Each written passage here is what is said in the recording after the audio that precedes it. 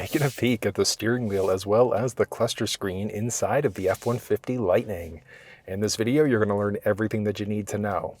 First thing I'm going to point out is that some versions of the F-150 Lightning might have a manual steering wheel. Some of them are going to have power. So just down by your left knee, for manual, there's a release. So you're going to go in, out, up, and down to find that perfect position. Once you find it, click it in order to lock it back into place. If you're in an F-150 Lightning or even a regular F-150 with a power steering wheel, it'll be along the left side, and then typically that's also going to be met with some memory controls. So it would remember your driver's seat, your steering wheel, and your side view mirror as well. You're also going to have the option for a heated steering wheel. So down on the bottom of the screen, you can toggle the heated steering wheel on or off that way. And let's dive in. I'll show you everything that you need to know. So you've got your switch along the left-hand stalk there, and that's going to be for adjusting your wipers. You can pull in towards you to flash your beams out as well. If you want the wiper fluid, there's a button on the tip of the stick in order to get that wiper fluid going. Now, you may have noticed there, so as I pushed away, I wasn't able to permanently lock the high beams out, and that's because I'm in the auto high beam light mode. So you've got a series of different modes that are available. So you've got your off versus parking, automatic, and then high beams. So with the auto beams turned on, and if you've got your lights set up there for auto high beam, what's going to happen is if the truck recognizes the high beams are needed, it's automatically going to turn them on for you. But if somebody's oncoming, it's going to turn them off, and then it'll launch them right back on again. If you want to permanently lock your high beams out, go into the very bottom headlamp mode. You can push away to permanently lock them out, pull towards you in order to turn them off instead. So it's straightforward that way. You've got the option of adjusting the brightness of the screen by going up and down this way as well, and that adjusts the brightness of the cluster screen as well as the infotainment system too. And then there are so many buttons along the left-hand side for your cruise control. So the F-150 now has Ford's Blue Cruise system, which is full hands-free driving. But in order to use these systems, you've got to have it toggled on. So you turn it on, and then you set your speed. You could then push, I should say, to go up or down 1 kilometer or 1 mile per hour at a time.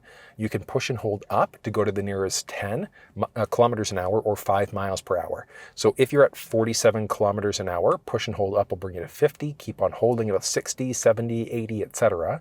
If you're at 47 miles an hour, it'll bring you to 50, then 55, then 60, etc.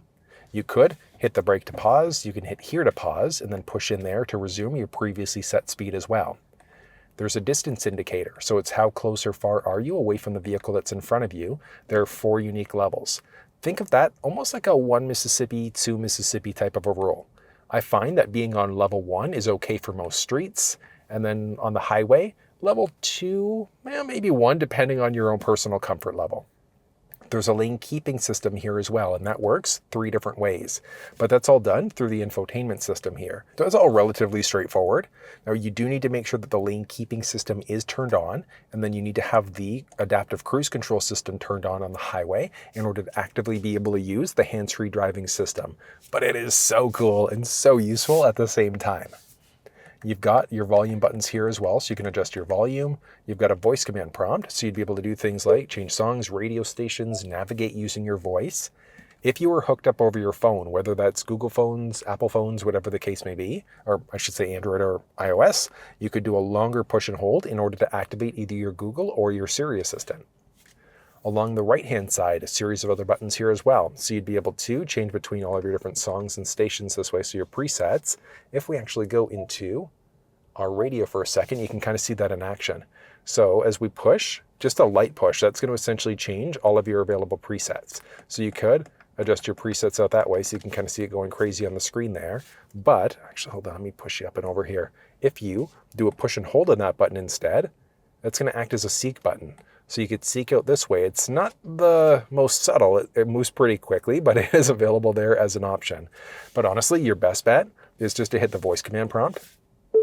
97.7 FM. And you can see there, it's changed stations for us. So just using your voice in order to adjust out is such an easier process. And then you can answer or hang up on a phone call this way. Then you've got a series of buttons here in order to move through the cluster screen in the middle there. So before we get to the buttons, the cluster information, you've got what gear you're currently in. So whether that's park, reverse, neutral, drive, lifting up the shifter there. So you've got all of your different gears as you go there. Straightforward.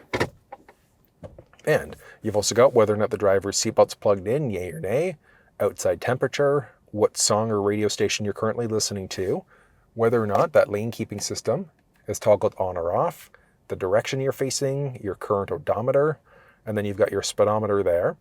From here, I want you to think of this one to a degree on this side is almost like a traditional tachometer. I'll explain that in a second. This one is going to be your current charge level. So I've got 82% left and 334 kilometer range, or the equivalent miles, 200 and change.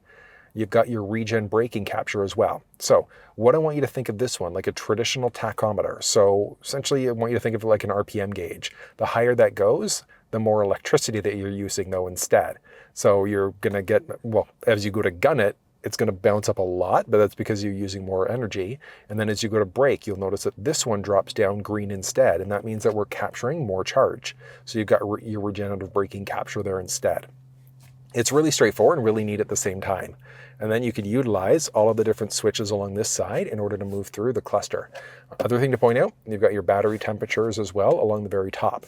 So pushing the back button lets you jump between a few different views. So if we go into my view for a second, you could jump up and down between a few different options.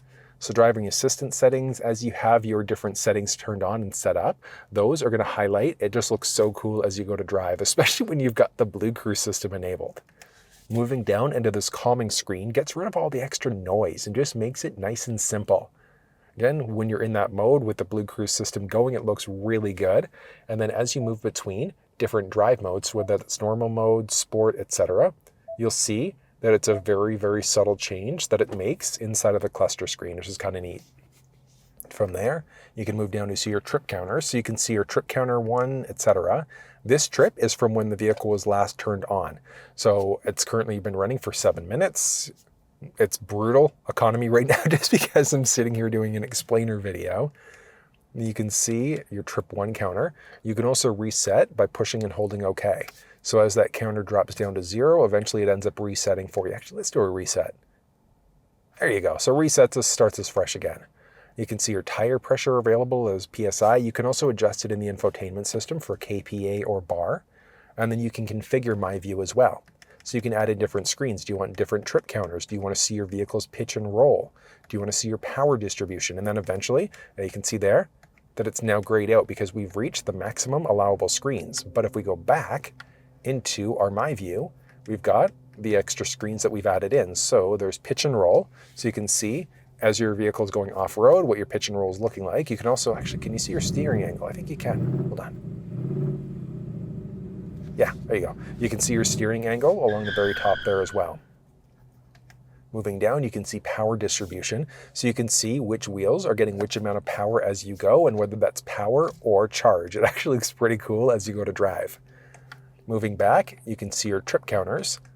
So you'll see a lot of these things duplicated in different options here. So your tire pressure, you can go pitch and roll, power distribution, etc. So we're just looking at truck information here. Dropping back down into towing information, you can see all of your trailer info, if there was a trailer hooked up, light status, and things like that.